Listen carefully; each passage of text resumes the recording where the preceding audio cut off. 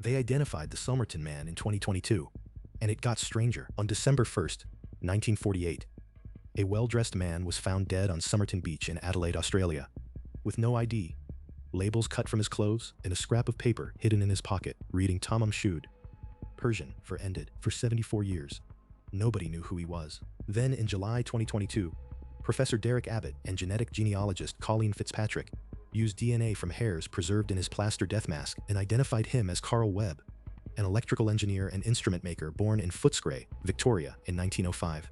They built a family tree of around 4,000 people, plugged his DNA into GED Match, and matched him to distant cousins on July 23, 2022.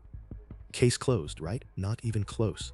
The old theory focused on Jessica Jo Thompson, also called Justin, a nurse near the beach whose phone number was in the discarded copy of the Rubaiyat. For decades, Abbott himself pushed the idea that her son Robin was the Somerton Man's illegitimate child.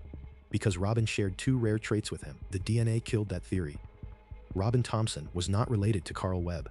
Coincidence? So who was he going to see? Webb was married to Dorothy Jean Robertson, but they separated in April 1947.